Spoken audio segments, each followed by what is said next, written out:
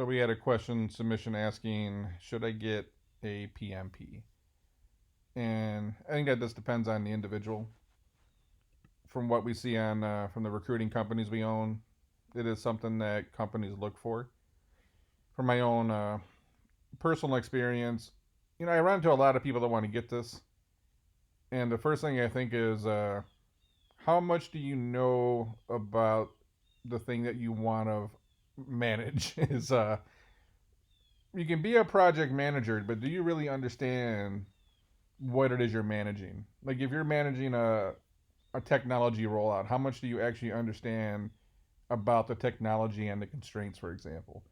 If you're managing a large construction project, do you understand some parts of construction, the processes that are in place? Like, would you go from managing a desktop rollout at a large company to building a skyscraper? Like, I think a large part of project management is understanding what it is you're managing. Now, there's obviously, scheduling, Gantt charts, and all this stuff you can do to manage a project, any project. But if you're really going to look down the pipeline and look for constraints and issues before they happen, uh, you have to understand what it is you're managing. So I think it's very cool to have a PMP.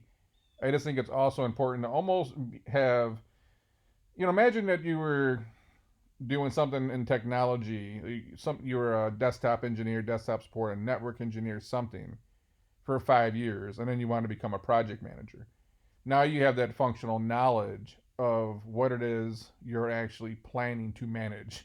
Um, Same thing with construction. Like, if how do you take someone that's never built anything before in their life and then go build a commercial building when you don't know like codes and all this stuff?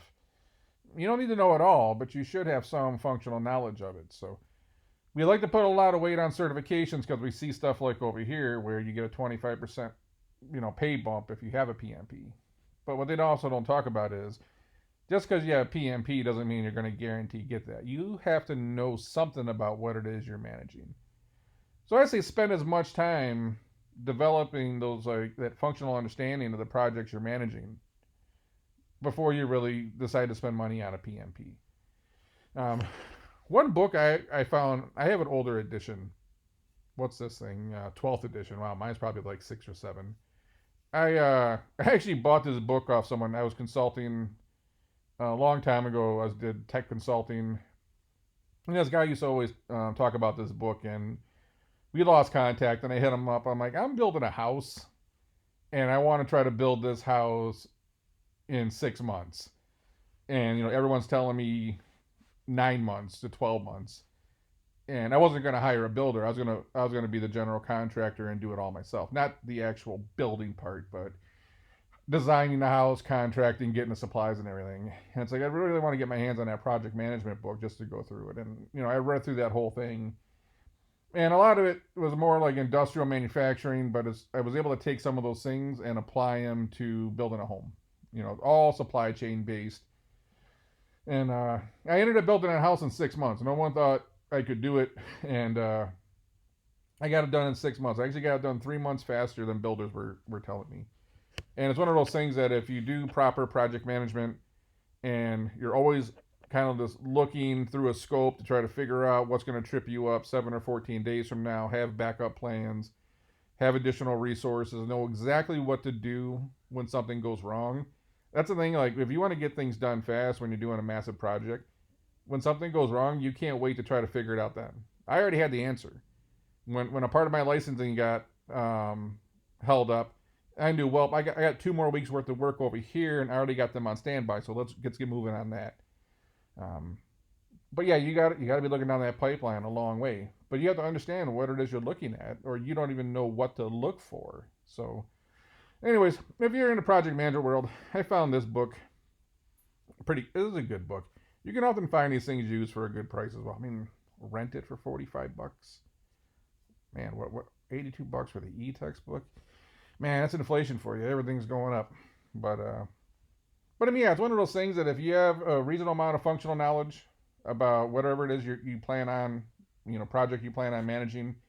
PMP can't hurt.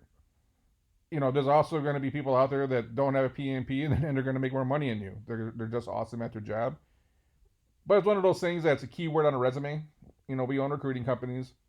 If a client tells us they're looking for someone, ideally with a PMP, of course the researcher is going to go type in PMP as a keyword on a resume to see if it pops up.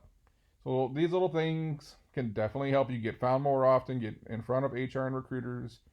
There's other value other than just the salary, plus the knowledge along the way of becoming a better project management professional. So in the end, I would say, yeah, it's worth getting.